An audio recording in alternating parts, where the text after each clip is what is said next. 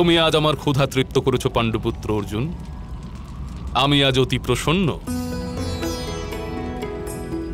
অগ্নির এই মহাকুণ্ড, যে কোনো বস্তু অগ্নিকে স্পর্শ করলে তা শুদ্ধ হয়ে যায়। আজ এই অরণ্যের মায়াকে আমি উদরস্থ করেছি এবং শুদ্ধ হয়েছে। আর সেই মায়া দিয়ে নির্মিত এই অনন্ত শক্তিশালী ধনুক তোমায় উপহার দিলাম। এই ধনুক তোমার বুদ্ধির মতোই শান্ত, দৃঢ় ও শক্তিশালী। তাই এই ধনুককে আমি গান্ডীব ধনুক নাম দিলাম। সর্বপ্রথম যজ্ঞশালাতেই এর পুজো করো।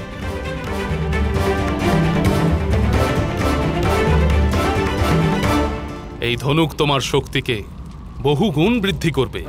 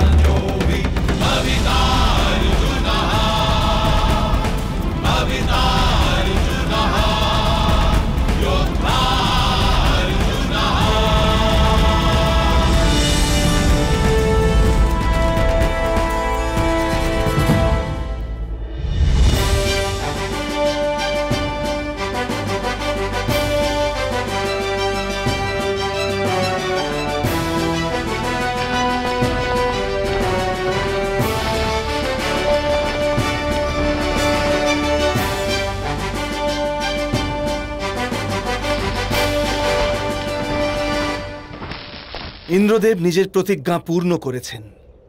ওই দেখো, বিশ্বকর্মার কৃপা।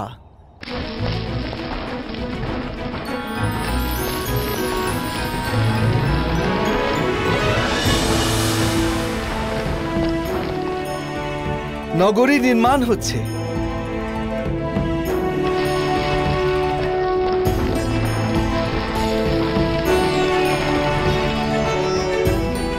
ইন্দ্রপ্রস্থ।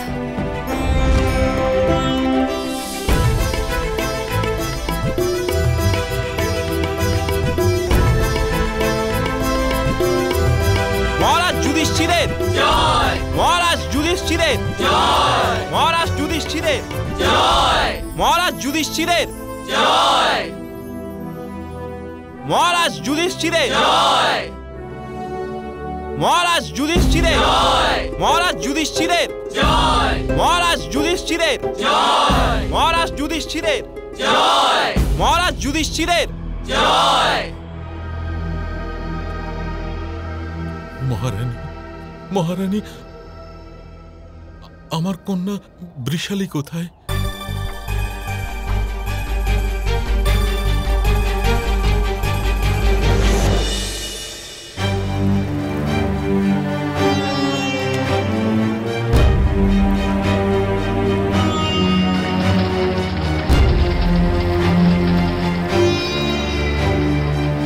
ওই দেখো, ওখানে ও কে? এ তো এক কন্যা। চলো চলো গিয়ে দেখা যাক। হ্যাঁ হ্যাঁ, চলো চলো চলো।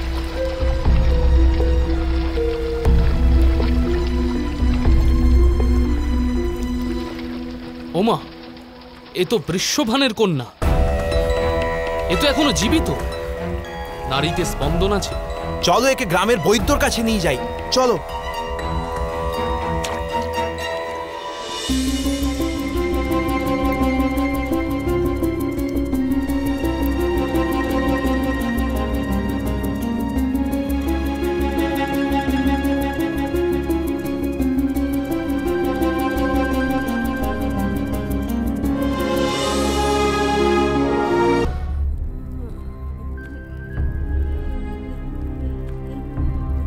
বৃষালী, এখন কেমন বোধ করছো বৃষালী? তা তো অধিরথ। হ্যাঁ পুত্রী, পুত্রী, তুমি তো তোমার পিতা বৃষভানের সঙ্গে ইন্দ্রপ্রস্থ গিয়েছিলে, তবে নদীতে তুমি কি করে পড়ে গেলে?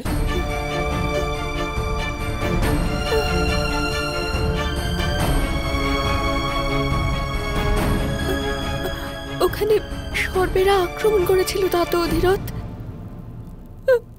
আমার সেখানে আমার পিতার মৃত্যু হয়েছে তা তো অধিরথ।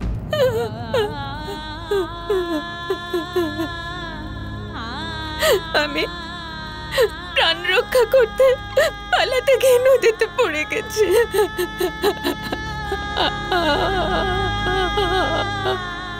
এই নাও কন্যা, এটা পান করো।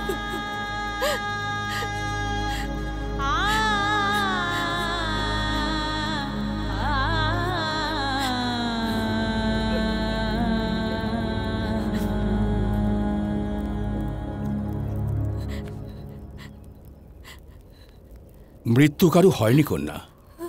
পাণ্ডবরা সর্পদের বন্দী করেছেন আর তাদের বিষ নিষ্কাশন করতে বাধ্য করেছেন।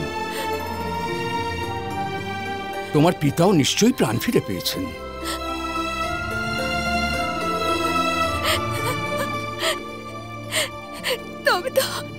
তবে তো আমাকে ইন্দ্রপ্রস্থ ফিরে যেতে হবে। তা তো অধিরথ, আমি ইন্দ্রপ্রস্থ যেতে চাই, আমার পিতাশ্রীর কাছে। আমাকে যেতে হবে ওখানে। অবশ্যই পুত্রী, অবশ্যই। হস্তিনাপুরের অধিকতর প্রজাগণ ইন্দ্রপ্রস্থে যাত্রা করছে। তুমি যে কোনো পরিচিত পরিবারের সঙ্গে যাত্রা করতে পারো।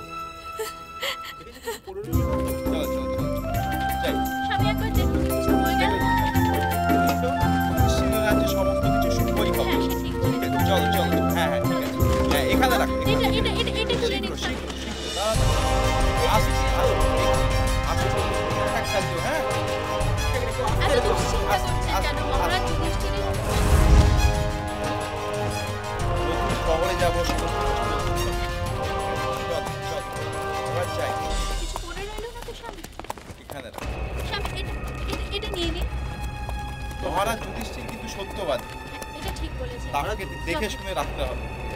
নমস্কার। হ্যাঁ হ্যাঁ, ভালো আছি, ঠিক জায়গায় রেখেছো।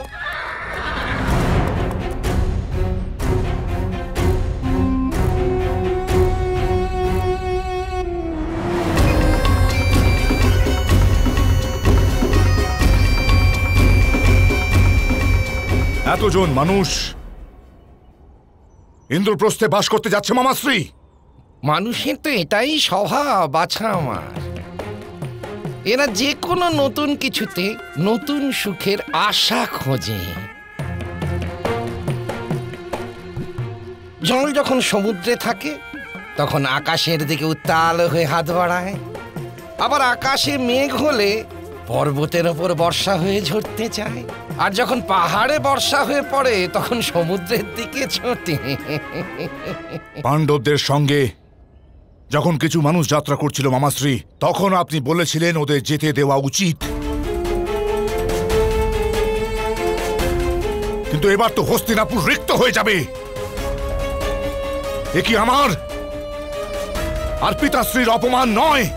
অবশ্যই অপমান বাছা আমার, অবশ্যই অপমান বটে, আর বিকট সমস্যাও বটে।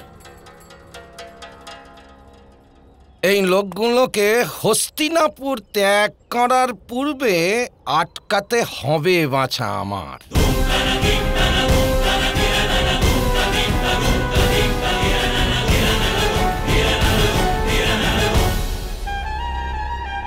মনে হচ্ছে মহারাজের সঙ্গে দেখা করতে হবে।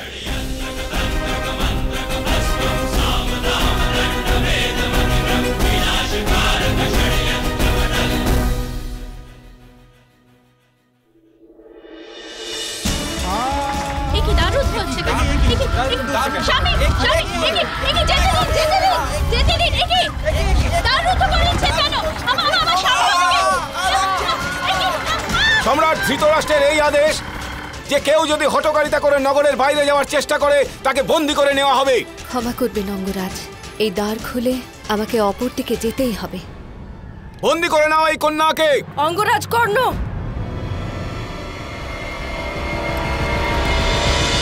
মহাভারত।